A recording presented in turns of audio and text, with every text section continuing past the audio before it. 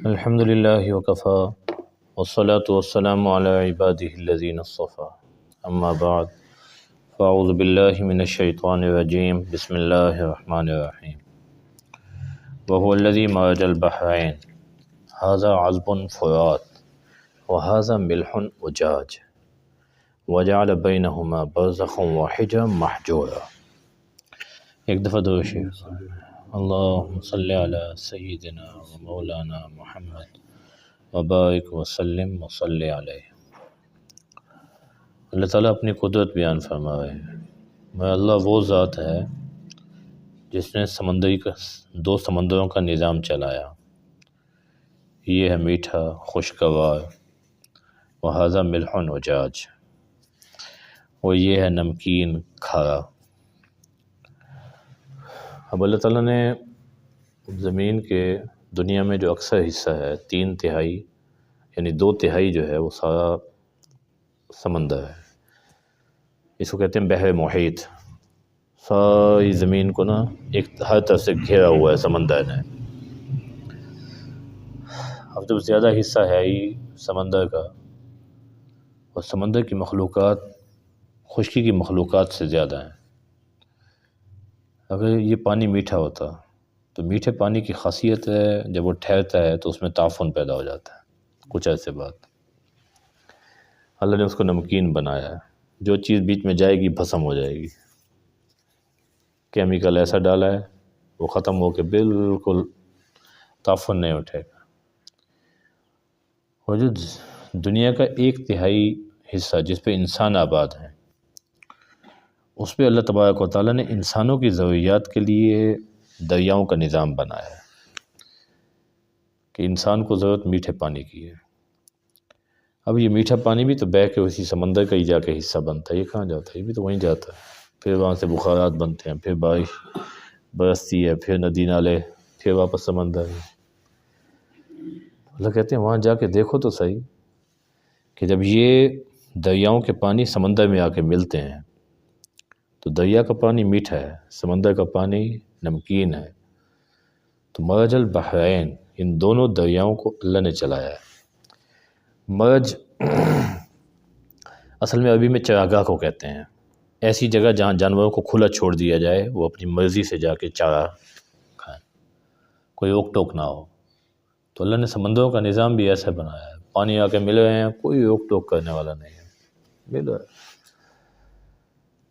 پھر اللہ کہتے ہیں دیکھو یہ جو ابھی آیا ہے ھذا عذب فرات، میٹھا بھی ہے خوشگوار بھی ہے، وھذا ملح اجاج، یہ نمکین بھی ہے کڑوا بھی ہے۔ وجعل بینہما برزخا، ان دونوں کے درمیان میں اللہ نے ایک آڑ رکھ دی ہے۔ وحجرا محجورا، اور ایسا باندھ دیا ہے نہ یہ اس طرف جا سکتا ہے نہ وہ اس طرف آ سکتا ہے۔ اور دنیا میں کئی جگہ اس کا مشاہدہ کیا گیا، اس کا پانی کا رنگ الگ ہے، اس کا الگ ہے، دونوں پانی کا، ادھر سے پئیں تو میٹھا ہے، ادھر سے پئیں تو کھارا ہے۔ کئی جگہ اللہ تبارک و تعالیٰ نے اس کا عملی مشاہدہ کروایا ہے۔ یہ اللہ کی قدرت ہے، ورنہ پانی کی جو صفت ہے، پانی چیزوں کے اندر مل جاتا ہے، گھل جاتا ہے۔ ادھر پانی میں نہیں مل رہا، پانی میں تو ہر چیز حل ہو جاتی ہے نا، ہر چیز جو چیز ڈالو گی اس کو حل کر لے گا۔ اور ادھر پانی کے ساتھ ٹکرا رہا ہے لیکن آپس میں مل نہیں رہا، خلط نہیں ہو رہا۔ اللہ کہتے ہیں یہ رکاوٹ اور یہ درمیان میں دیوار، اللہ کہتے ہے تو نہیں نا، لیکن کوئی نہ کوئی چیز تو ہے جو ان کو ملنے نہیں دے رہی۔ یہ اللہ تعالیٰ کی قدرت ہے۔ وَهُوَ الَّذِي خَلَقَ مِنَ الْمَاءِ، وہ اللہ وہ ذات ہے جس نے پانی سے، ایک حقیر سے، قطرے سے انسان کو پیدا کیا ہے، پھر انسان پر انعام کیا، اس کو اکیلا نہیں چھوڑا۔ اگر اکیلا ہوتا تو بہت زیادہ تنگی میں مبتلا ہو جاتا۔ آپ دیکھ لیں جہاں بندہ کسی ایسے حالات میں ہے کہ وہ بیچارہ تنہا ہے کہیں پہ، وہ بیمار بھی ہو جاتا ہے، اس کو پوچھنے والا کوئی نہیں ہوتا، اس وقت احساس ہوتا ہے کہ یار میں کہاں ہوں، میں کیا چیز ہوں۔ اللہ تعالیٰ نے اس پر احسان کیا، فَجَعَلَهُ نَسَبًا، اس کے خون کے رشتے بنائے، وَصِهْرًا، اس کی بیوی کی طرف سے اس کے سسرال کے رشتے بنائے۔ اب یہ بھی اللہ تعالیٰ کا انعام ہے۔ جس طرح خون کے رشتے، ان کی اہمیت، ان کی شفقت اسی طرح سسرال کی وجہ سے بھی بہت ساری شفقتیں، بہت ساری محبتیں بندہ ان کا مستحق ہو جاتا ہے۔ پہلے کیئر کرنے والے صرف اپنے والدین تھے، ان کی دعاؤں میں بندے کا حصہ تھا۔ اب بیوی کے والدین بھی آپ کے لیے دعائیں کر رہے ہیں، ان کو پتہ ہے کہ ہمارا داماد سکھا رہے گا، صحت والا رہے گا تو ہماری بچی بھی سکھی رہے گی۔ یہ کتنی بڑی عافیت ہے اللہ تعالیٰ نے۔ اور پھر آپ سے محبت کرنے والے بڑھ گئے، آپ کے لیے دعاؤں میں یاد کرنے والے زیادہ بڑھ گئے۔ آپ کسی مشکل میں ہیں، کسی تنگی میں ہیں، تو آپ کے بہت سارے کام جو ہے وہ آپ کو پتہ ہی نہیں ہوتا۔ میرا ایک دوست ہے، اس کی شادیاں زیادہ ہیں، وہ کہتا ہے یار میں تو ہر جگہ نا، وہ میں نے ترتیب ایسی بنائی ہے کہ گھر نا سسرال کے قریب لیا ہے۔ میرے 3 گھر ہیں تو مجھے کوئی پتہ نہیں ہے کہ میرے بچوں کو سکول کون لے کے جا رہا ہے، کون لے کے آ رہا ہے۔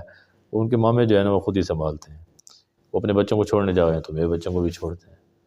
تو کہتا ہے میں کبھی اگر مجھے کبھی کہیں خود بچوں کو کہیں لے کے جانا پڑے تو مجھے بخار ہو جاتا ہے کہ میں نے کبھی یہ ٹینشن دیکھی نہیں ہے۔ یہ کتنی بڑی نعمت ہے کہ اللہ نے ایسی محبتیں جوڑ دی ہیں تاکہ انسان جو ہے وہ اکیلا نہ رہے، کمزور نہ پڑے۔ تو یہ اللہ کے انعامات ہیں۔ پھر یہ اس دامادی کے رشتے میں اللہ تعالیٰ نے بڑی حکمتیں رکھی، بڑی حکمتیں۔ حضرت ابو سفیان نے جب اسلام قبول کیا فتح مکہ کے بعد، اب وہ مدینہ میں آئے تو دیکھا صحابہ ان کو یوں آنکھوں سے دیکھتے ہیں، یوں۔ اب لازمی بات ہے، بدر، احد، پھر اس کے بعد احزاب، اس کے بعد ہر موقع پہ ابو سفیان سے تو لڑائی رہی ہے رضی اللہ تعالیٰ عنہ۔ انہوں نے دیکھا صحابہ کی نگاہ میں میرا وہ احترام نہیں ہے جو باقی حضرات کا ہے۔ وہ نبی کریم صلی اللہ علیہ وسلم کی خدمت میں حاضر ہوئے، کہنے لگے میری بیٹی ام حبیبہ رضی اللہ تعالیٰ عنہ، وہ مکہ میں سب سے خوبصورت خاتون ہے، میں آپ کے نکاح میں دینا چاہتا ہوں، آپ قبول کریں۔ نبی کریم صلی اللہ علیہ وسلم نے نکاح کر لیا۔ ادھر سے نکاح ہوا، حضرت ابو سفیان کہتے اگلے دن ہی میں دیکھا ہوں انصار بھی میرے لیے کھڑے ہوئے ہیں۔ اب انصار کی کیا رشتہ داری تھی، وہ بھی میرے لیے کھڑے ہو گئے کہ یہ نبی کریم صلی اللہ علیہ وسلم کے سسر بن گئے ہیں۔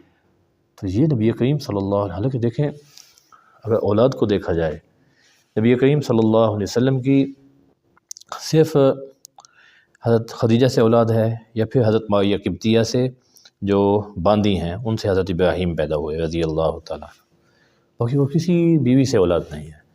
لیکن نبی کریم صلی اللہ علیہ وسلم کے نکاح میں بہت زیادہ حکمتیں ہیں، بہت زیادہ حکمتیں، اور وہ حکمتیں صرف نبی کریم صلی اللہ علیہ وسلم کی اپنی ذات تک محدود نہیں تھیں، وہ آگے بھی یہ سلسلہ ہے کہ جو اس اللہ کی نعمت کو جتنا زیادہ استعمال کرے گا اتنا زیادہ اس کے فوائد حاصل کرے گا۔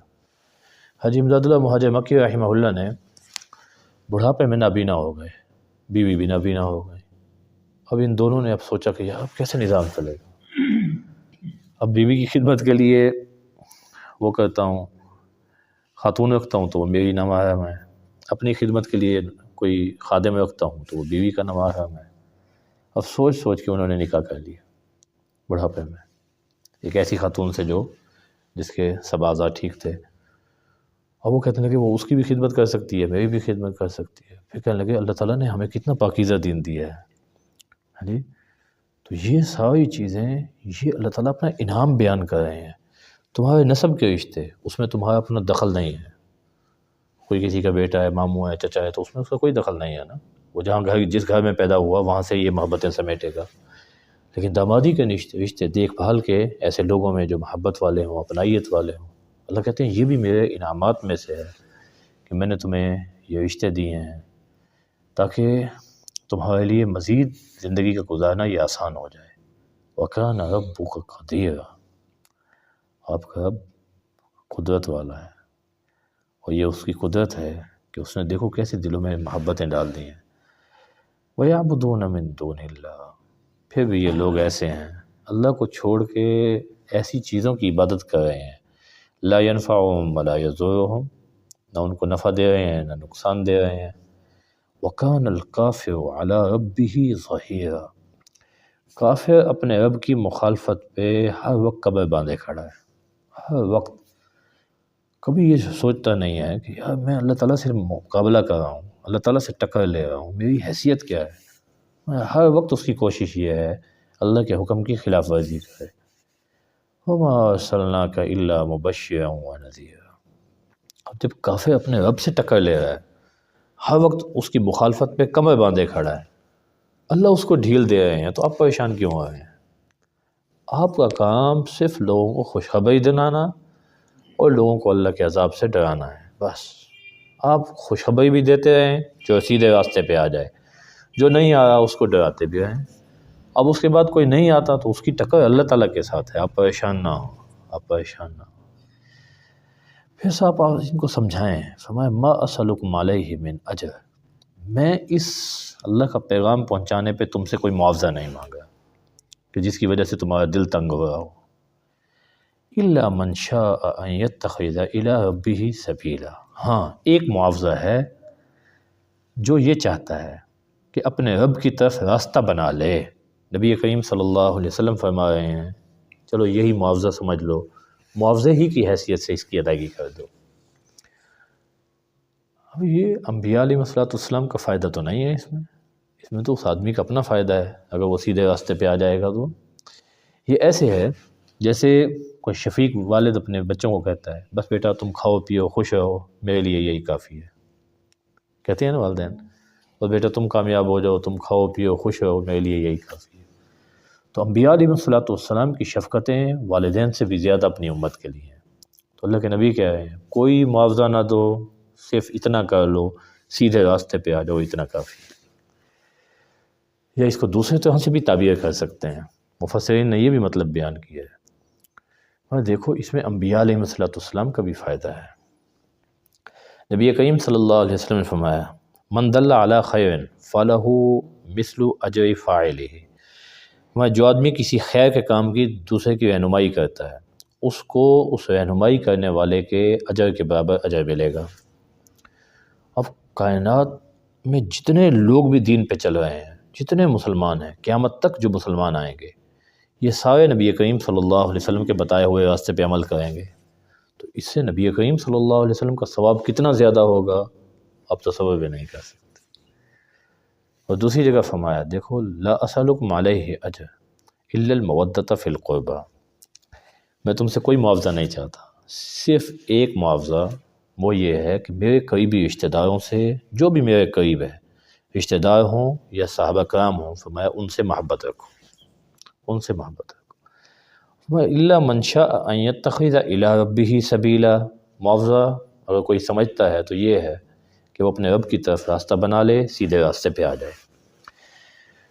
اس سے معلوم ہوا کہ انبیاء علیہ السلام کی خواہش بھی یہی ہے کہ ہمارے بتائے ہوئے راستے پہ لوگ زیادہ سے زیادہ نیکی کی طرف آ جائیں، حالانکہ انبیاء کو تو ان چیزوں کی ضرورت نہیں ہے، اللہ نے تو نبی کریم صلی اللہ علیہ وسلم کے لیے اگلے پچھلے سارے معاف کر دیے۔ تو بھائی اگر کوئی کسی آدمی کو سیدھے راستے پہ لگا رہا ہے تو یہ اتنی بڑی خیر ہے جس کا ہم تصور نہیں کر سکتے۔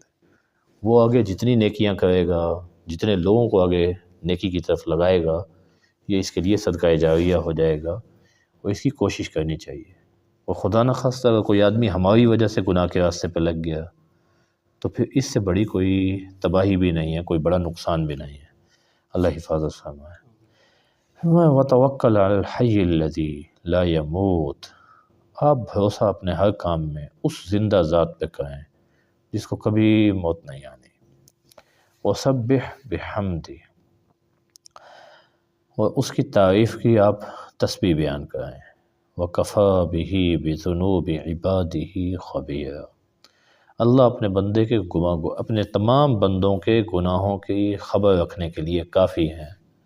آپ اس سے پریشان نہ ہوں، سارے اللہ کے علم میں ہیں، کون آدمی کیا حرکتیں کر رہا ہے، پوشیدہ یا اعلانیہ، اللہ کی خبر اور معلومات اس حوالے سے کافی ہیں۔ اللہ تعالیٰ ہمیں ان باتوں کی سمجھ